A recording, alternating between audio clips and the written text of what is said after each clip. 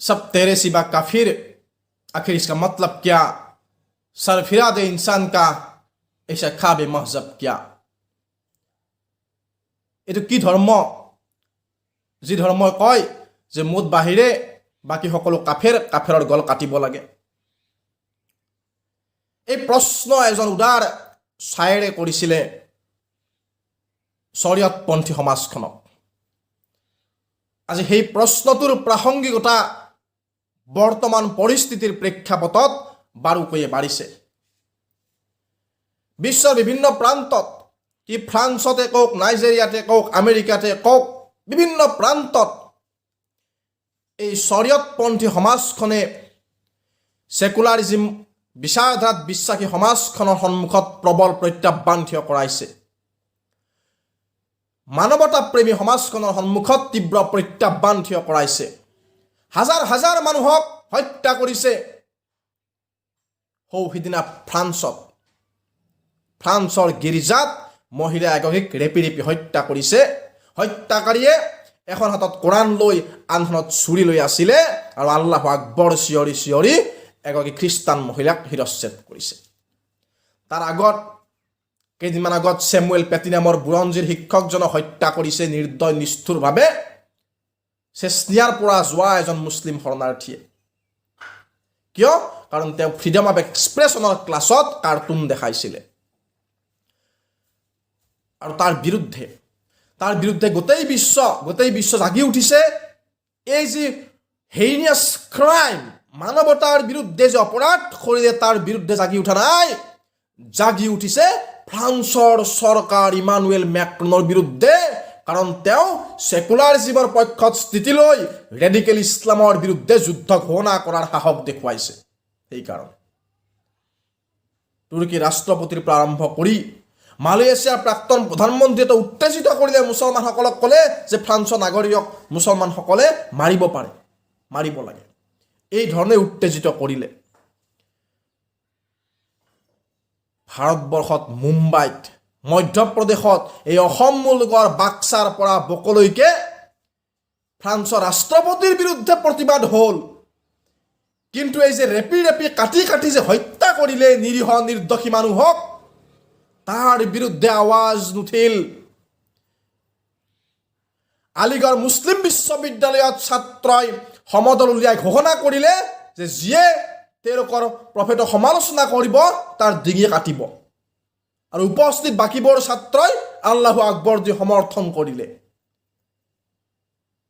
কি ভয়ংকৰ এক ট্ৰেণ্ড আৰম্ভ হৈছে। অসমত আমি জানো মাল্টা হুজিয়াৰী সংগঠনৰ উপস্থিতিৰ বিষয়ে আমি দেখিছোঁ পেপাৰে পত্ৰই। এক ভয়ংকৰ এক অস্ত্ৰ নিৰ্মাণৰ কাৰখানা বৰপেটাত, চিৰাঙত আৱিষ্কাৰ হৈছিলে আমি দেখিছোঁ। নলবাৰীত ধৰা পৰিছিলে, মুকালমুৱাত ধৰা পৰিছিলে, জেহাৰী সন্ত্ৰাসবাদী নগাঁৱত ধৰা পৰিছে। তো জেহাৰী সন্ত্ৰাসবাদীসকলে এক নেটৱৰ্ক অসমতো বনাইছে। PFI নিচিনা মুছলিম মৌলবাদী সংগঠনে অসমত শিপাই আছে। অসমত মুছলমান সমাজৰ এটা বৃহৎ অংশক ৰেডিকেলাইজ কৰা হৈছে। আমাৰ চৰকাৰে এই মৌলবাদী সংগঠনসমূহৰ ওপৰত চোকা নজৰ ৰাখি ডি ৰেডিকেলাইজেশ্যন প্ৰজেক্ট ল'ব লাগে। মৌলবীসকলক মাতি আনি ক'ব লাগে, ট্ৰেইনিং দিব লাগে, ৱৰ্কশ্বপ ল'ব লাগে সেকুলাৰিজিমৰ ওপৰত। আৰু তেওঁলোকক ক'ব লাগিব যে তোমালোকে ভাৰতৰ নাগৰিক, যদি ভাৰতৰ নাগৰিক হিচাপে ভাৰতৰ ধৰ্ম নিৰপেক্ষ চৰিত্ৰক সন্মান জনাব লাগিব। যি বাচ্চা যেতিয়া মছজিদত আহিব তেওঁলোকক শিকাব লাগিব যে সৰ্বপন্থ সমভাৱবাণী শিকাব লাগিব, অহিংসা পৰমো ধৰ্ম বুলি শিকাব লাগিব। সেই কথা, সেই ট্ৰেইনিং এই মোল্লাসকলকো দিব লাগিব। তাৰ কাৰণে ষ্ট্ৰং পলিটিকেল উইল আমাক লাগিব, তেনেকুৱা সাহস আমাক লাগে। অন্যথাই কিন্তু এই তথাকথিত যি ধৰণৰ এক জিন্নাপন্থী সমাজখনৰ প্ৰতি এক ধৰণৰ কি তোষামদৰ ৰাজনীতি কিছুমানে কৰি আছে, দীৰ্ঘদিন ধৰি ভোট বেংকৰ ৰাজনীতি কৰি আছে, সেই পথেৰে কিন্তু গ'লে অসম নেবাচে। ভয়ংকৰ কথা, দুৰ্ভাগ্যজনক কথা। জাতীয়তাবাদৰ কথা কোৱা, অসমীয়া জাতীয়তাবাদৰ কথা কোৱা নেতা বহুতে এতিয়া সেই শৰীয়ত সমাজখনৰ ওচৰত চাৰেণ্ডাৰ কৰিছে। গোৱালপাৰাত সেই জাতীয় সংগঠনৰ নেতাৰ ঘৰ, তেওঁৰ গাঁৱত আজিৰ পৰা কেইটামান দশক আগত বৰগীতৰ ধ্বনি উচ্চাৰিত হৈছিলে। ৰাইজে সাৰ পাইছিলে ৰাতিপুৱা চৰাইৰ মাতৰ লগে লগে সেই নামঘৰৰ প্ৰাৰ্থনাত, গধূলি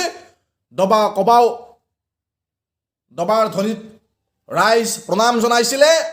এতিয়া তাত শৰীয়তপন্থীসকলে আধিপত্য দখল কৰি ল'লে আৰু এতিয়া সেই নেতাই এতিয়া মাদ্ৰাছা মধ্যযুগীয় শিক্ষা সুৰক্ষা দিয়াৰ কাম কৰিছে এতিয়া, আৰু মাদ্ৰাছা যেনো আধুনিক শিক্ষা শিকায়।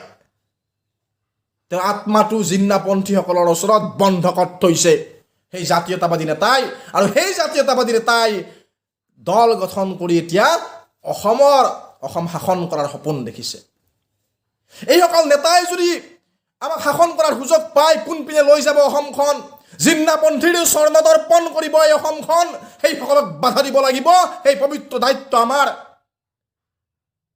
জাতি গোষ্ঠী পৰিহাৰ কৰি সকলোৱে আহক আগুৱাই, সেই জিন্নাপন্থীসকলক পৰাস্ত কৰিবলৈ আগুৱাই আহক। সেই শৰীয়ত সমাজখনক পৰাস্ত কৰিব লাগিব মানৱতা ৰক্ষাৰ কাৰণে। অন্যথা শংকৰ মাধৱৰ ঐতিহ্য ইয়াত নাথাকিব। অন্যথা কাশ্মীৰী পণ্ডিতৰ নিচিনাকে আমাৰ এইটো সেই দিন আহিব যেতিয়া মাক বাপেকৰ সন্মুখতে ছোৱালীৰ সন্মান হানি কৰিব, ঘৰ দুৱাৰ এৰি পলাব লাগিব। সেই দিন আমাৰ পৰা দূৰত নাই। ইতিমধ্যে সেই প্ৰক্ৰিয়া আৰম্ভ হৈছে। ধুবুৰীৰ বহুত ঠাইৰ পৰা, বঙাইগাঁৱৰ বহুত ঠাইৰ পৰা, গোৱালপাৰাৰ বহুত ঠাইৰ পৰা আমাৰ মানুহে প্ৰাণৰ মমতাত এই শৰীয়তপন্থীসকলৰ আতংকত পলাই আহিব লগা হৈছে। এনেকুৱা এক অৱস্থা হৈছে যে আমি নিৰাপত্তা বিচাৰি ক'ত যাম। প্ৰশাসনত, পুলিচত বহুত তেনেকুৱা শৰীয়তপন্থী সমাজৰ মানুহ সোমাই গৈছে। আমি ন্যায় বিচাৰি যেতিয়া তেওঁলোকৰ ওচৰত যাম, কাৰ ওচৰত যাম? এক অসহায় অৱস্থা আহি পৰিছে আমাৰ সন্মুখত। সেইকাৰণে কেইটামান কাম কৰিব লাগে আমাৰ চৰকাৰে। PFR নিচিনা মৌলবাদী সংগঠনক বেন কৰিব লাগে। ডিৰেডিকেলাইজেশ্যন প্ৰজেক্ট ল'ব লাগে। জনসংখ্যা নিয়ন্ত্ৰণৰ কাৰণে ষ্টেৰিলাইজেশ্যন ড্ৰাইভ, যিটো ইমাৰ্জেঞ্চি টাইমত সঞ্জয় গান্ধীয়ে কৰিছিলে, তেনেকুৱা ড্ৰাইভ চলাব লাগিব। এই ব্যৱস্থাসমূহ কৰাৰ কাৰণে যিটো উইল পাৱাৰ লাগিব, ষ্ট্ৰং পলিটিকেল উইল, সেই উইলটো আমাৰ চৰকাৰে দেখুৱাওক। সেই প্ৰত্যাশা আমাৰ। নহ'লে কিন্তু সমাজ নেবাচে। খন্তেকীয়া ৰাজনৈতিক স্বাৰ্থৰ কাৰণে জাতীয় স্বাৰ্থক জলাঞ্জলি দিয়াৰ কাম কোনোৱে নকৰিব। অসমক ভাল পোৱা কোনো যাতে নকৰে। আজি মিয়া মিউজিয়ামৰ কথা ওলাইছে, আজি মিয়া পাব্লিক স্কুলৰ কথা ওলাইছে।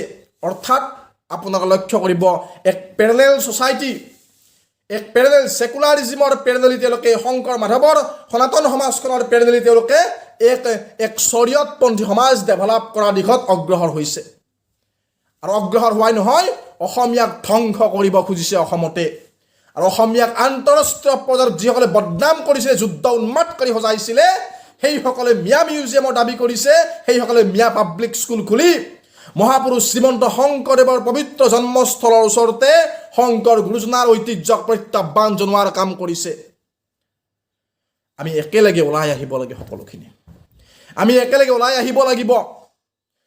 ফ্ৰান্সত ৰাষ্ট্ৰপতিয়ে ষ্টেটমেণ্ট দিছে, আমাৰ সেই অসম মুলুকৰ বকত, অসম মুলুকৰ বাক্সাত প্ৰতিবাদ হৈছে।